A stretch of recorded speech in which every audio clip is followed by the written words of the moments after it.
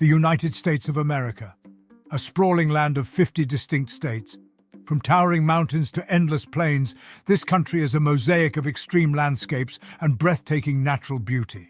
But what if we turn back the clock, millions of years, to a time when this land was roamed by creatures that defied imagination? Back when giant carnivores ruled and ancient oceans drowned half of the continent.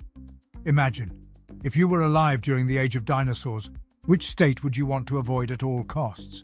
Which place, even then, would have been the worst state to live in? Some of our viewers may have opinions on which state is the worst in the modern day. And while there may be science to back up these claims, it is far too subjective to determine. This video is not much different.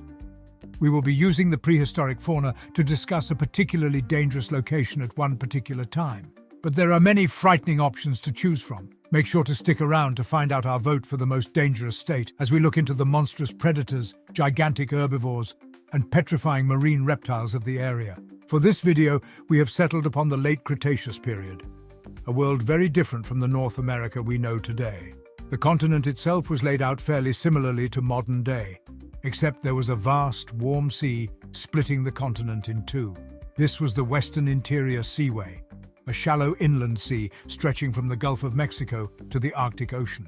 To the west, the highlands of Laramidia rose skyward, an isolated strip of land where some of the most famous dinosaurs once roamed. To the east, there was the lush, sprawling landmass of Appalachia, home to its own unique creatures.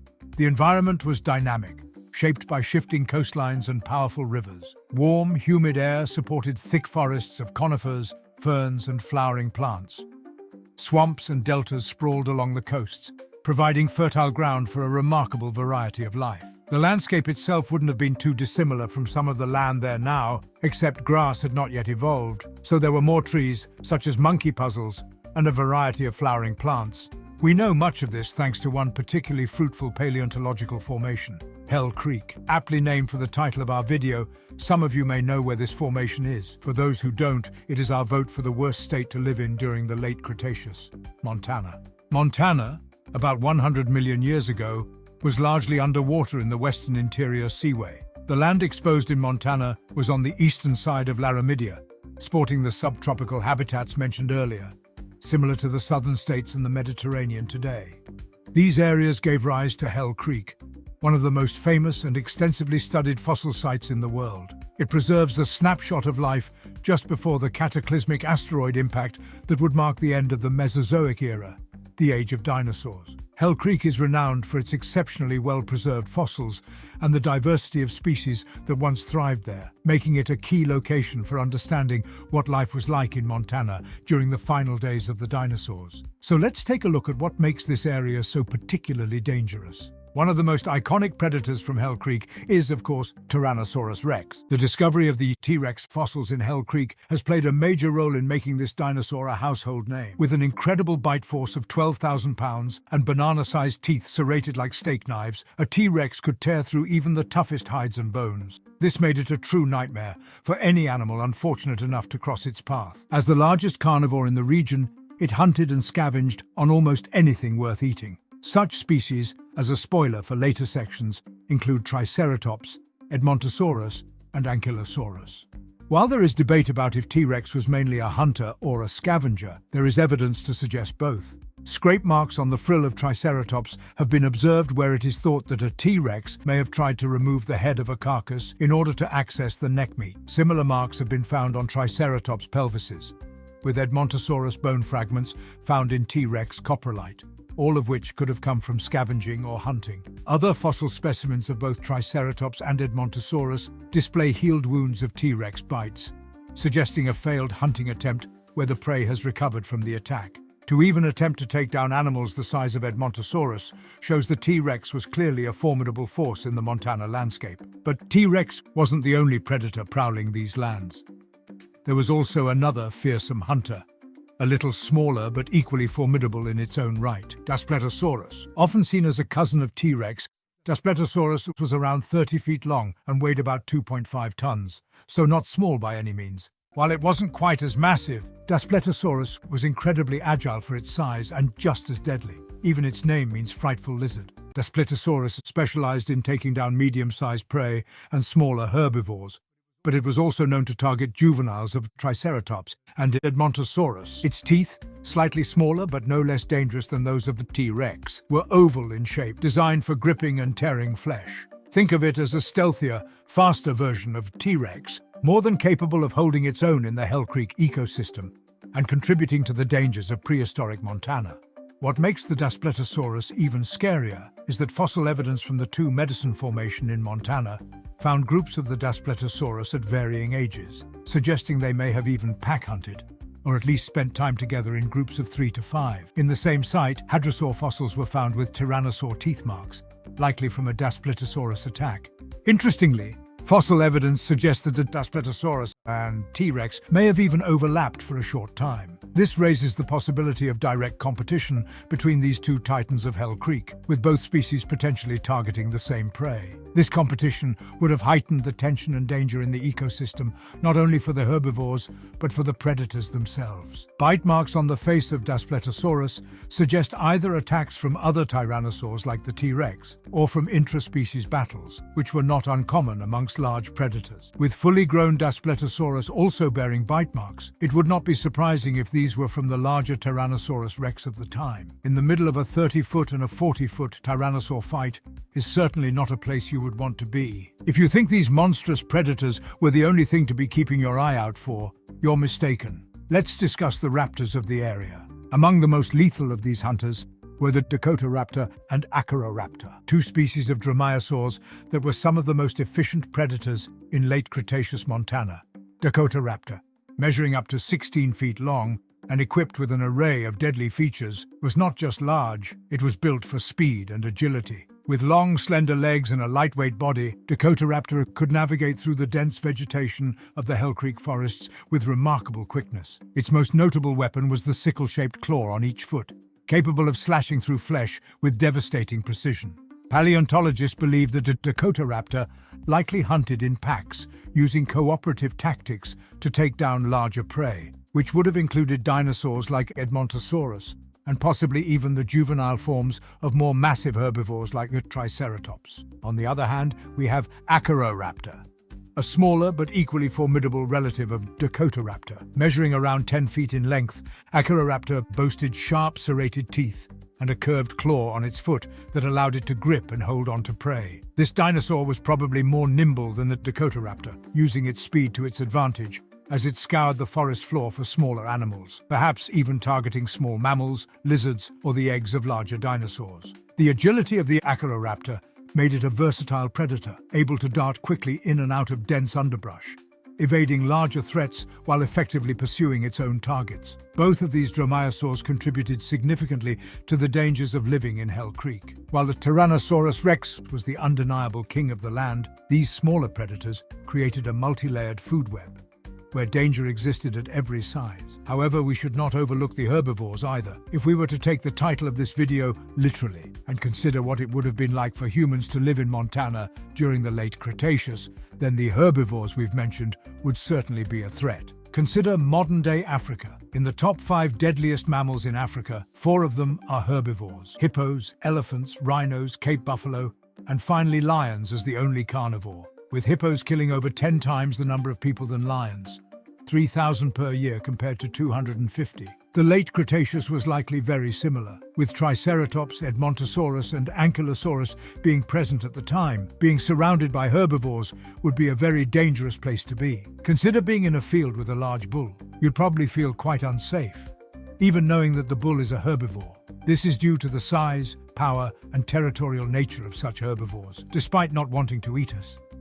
And it is highly likely that you'd be in a herbivore's territory at any one time too. Because carnivores must eat multiple herbivores per year to survive, logically there must be more herbivores than carnivores. Coupled with the fact that herbivores spend lots of time in groups, you are more than likely to be within the vicinity of a large group of Triceratops, Edmontosaurus, or Ankylosaurus. And these animals are not afraid to stand their ground to protect their land, their water, or their young. With Edmontosaurus being one of the largest hadrosaurids and the infamous Triceratops horns and the Ankylosaurus tail, it's safe to say that even the plant eaters were a significant danger to be around. Unbelievably, All of these animals were packed onto a thin slice of what is now Montana, as most of the state was underwater during the late Cretaceous.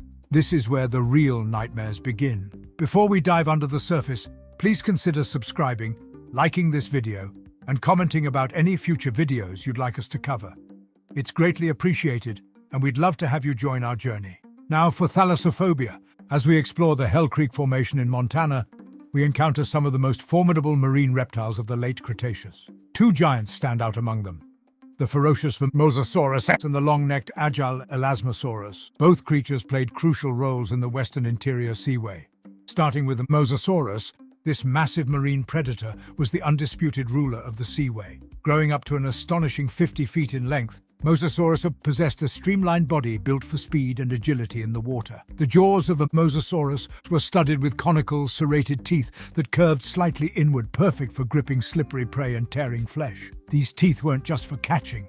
They could slice through bones and flesh alike, allowing the Mosasaurus to tackle larger marine reptiles, such as smaller mosasaurs, plesiosaurs, and even sea turtles.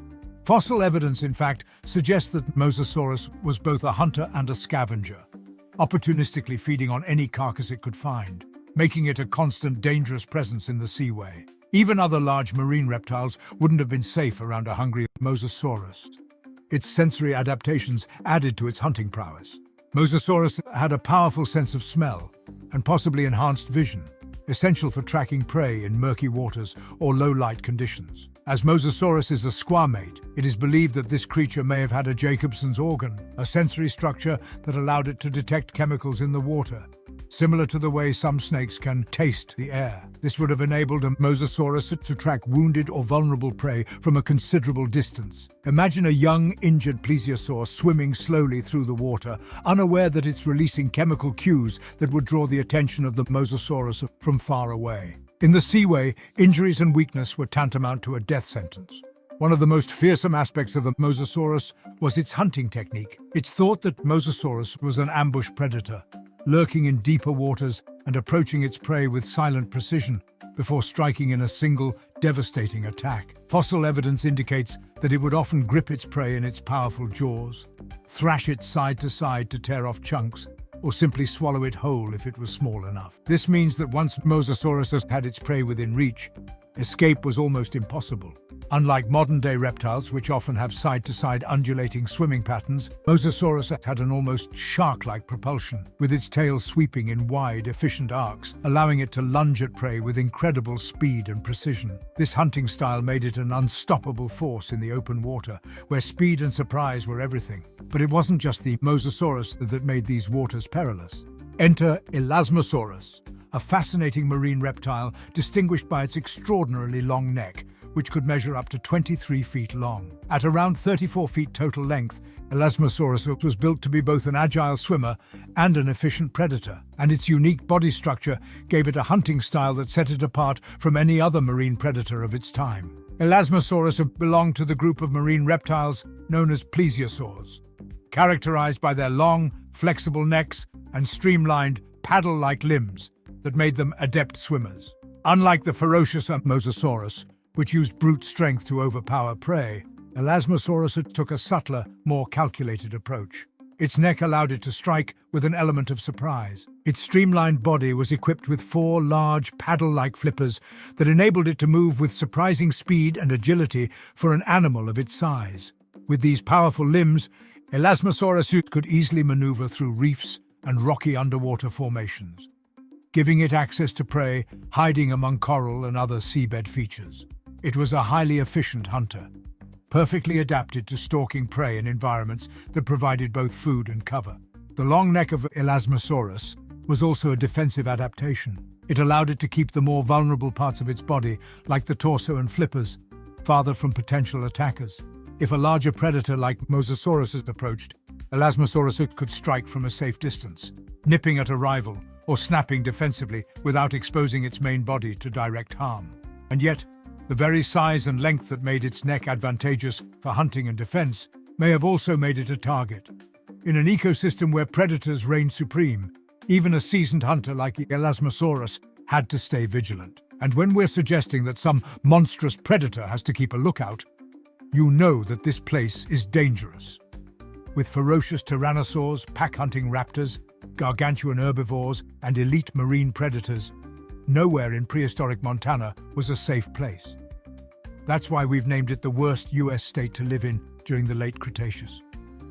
If you have any thoughts about a place you think was worse, please let us know down below in the comments, and be sure to subscribe so you can see us cover future videos on your suggestions. Thanks a lot for joining us. See you next time.